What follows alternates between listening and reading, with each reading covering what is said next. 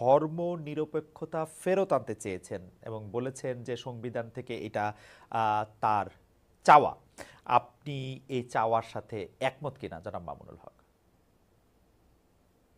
না, আমি কোনোভাবেই একটি মুসলিম প্রধান দেশে এবং যারা আমরা ঐতিহ্যগতভাবেই একটি মুসলিম জাতিসত্তা গঠনের জন্য দীর্ঘ সংগ্রাম, যাদের ঐতিহ্য, আমরা সেখানে কোনোভাবেই ধর্মনিরপেক্ষতার মতো একটি ইসলাম বিরোধী, সম্পূর্ণ ইসলামের সাথে সাংঘর্ষিক একটি মতবাদকে কোনোভাবেই রাষ্ট্রীয়ভাবে আমরা ইসলামিক দৃষ্টিকোণ থেকে মানতে প্রস্তুত নই। জনাব মামুনুল হক, এখানে আমাদের দুটি প্রশ্ন আপনার কাছে খুবই সরাসরি, যে আপনি তাহলে ইসলাম ভিত্তিক রাষ্ট্র এই পৃথিবীতে কোনগুলিকে মনে করেন, এবং আপনি যদি বাংলাদেশ ইসলাম ভিত্তিক রাষ্ট্র হয় তাহলে কোনটাকে আপনি মডেল ধরবেন বা মনে করবেন? ইসলামের মডেল তো একটাই, ইসলামী রাজনীতি এবং ইসলামী রাষ্ট্র ব্যবস্থার মডেল একটাই। এখানে ভিন্ন কোনো মডেলকে অনুসরণ করার বা সামনে দাঁড় করানোর কোনো সুযোগ নেই। ইসলামের যে মূল সূত্র এবং ইসলামের যে মূল বুনিয়াদ, কোরআন এবং সুন্নাহ, অর্থাৎ আল্লাহর কিতাব এবং আল্লাহর পক্ষ থেকে আল্লাহর কিতাবের ব্যাখ্যা প্রদান করার যে অথরিটি, যিনি পার্সন, হযরত মুহাম্মদ সাল্লাল্লাহু আলাইহি সাল্লাম নবী, তার মাধ্যমে যেই আদর্শ আমরা পেয়েছি সে দুটো হলো আমাদের বুনিয়াদ। এবং তার এই দুটোর মাধ্যমে, কোরআন এবং নবীর সুন্নাহর মাধ্যমে প্রাপ্ত ইসলামী যে রাজনৈতিক ব্যবস্থা, সেই ব্যবস্থার নাম হলো খেলাফা ব্যবস্থা। এবং এই খেলাফা ব্যবস্থাই ইসলাম মুসলমানদেরকে দিয়েছে।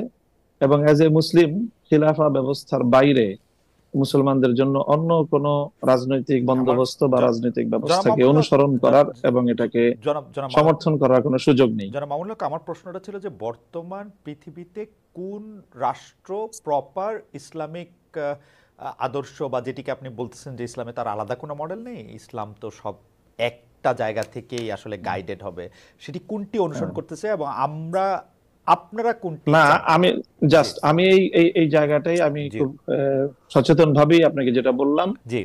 সেটা হলো যে আমরা বর্তমান সময়ের জন্য আলাদা কোনো মডেলকে আমি অনুসরণীয় হিসাবে সামনে রাখতে চাই না। এটা ওকে। নিয়ে অনেক সমস্যাও আছে, কোনটাকে মডেল বলবো না বলবো, এবং সেখানে বিতর্কের অনেক জায়গা আছে। আমরা খেলাফা ব্যবস্থা, যেটা 1924 সাল পর্যন্ত পৃথিবীতে বিদ্যমান ছিল খেলাফার নামে, এবং তার যে অনেকগুলো পর্যায় ছিল, খেলাফতে রাশেদা, খেলাফতে বনু উমাইয়া, খেলাফতে বনু আব্বাসিয়া এবং হুম। সর্বশেষ খেলাফতে উসমানিয়া, এইটাই ছিল ইসলামের পক্ষ থেকে প্রদত্ত রাজনৈতিক ব্যবস্থা। এবং সেই ব্যবস্থাটাই পৃথিবীতে কার্যকর ছিল বিগত প্রায় 100 বছর ধরে।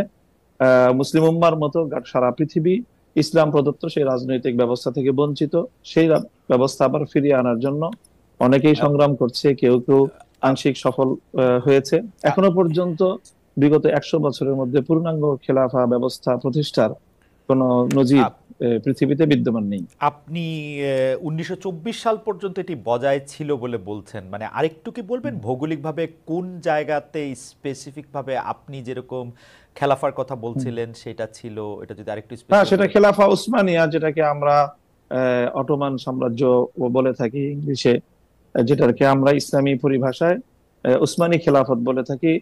অন্যরা এটাকে উসমানী সাম্রাজ্য বলে, আমরা এটাকে সাম্রাজ্য বলি না। রাইট। উসমানী খেলাফা, যার প্রধান সর্বশেষ রাজধানী ছিল তুরস্কে, এবং তুর্কি খেলাফত বলা হয় সেটাকে।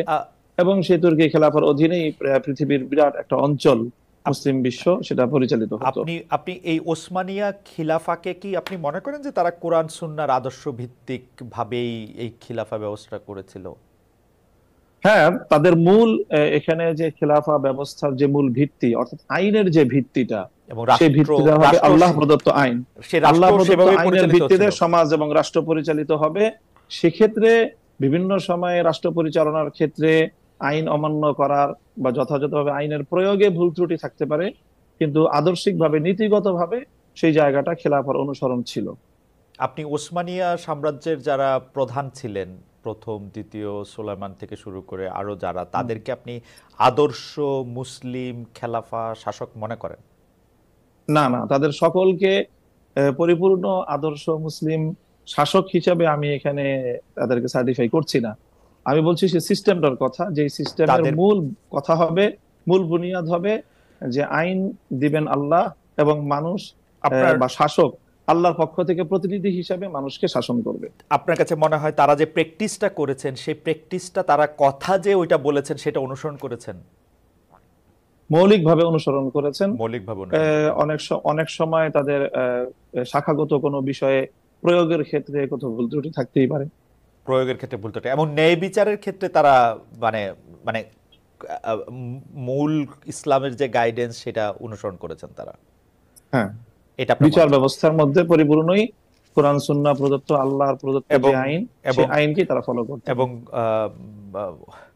অটোমান বা ওসমানিয়া খেলাফা যেসব জায়গাকে উপনিবেশ বানিয়েছিল তাদের প্রতি সম এবং ন্যায় ধরনের আচরণ করেছেন বলে আপনি মনে করেন? অবশ্যই।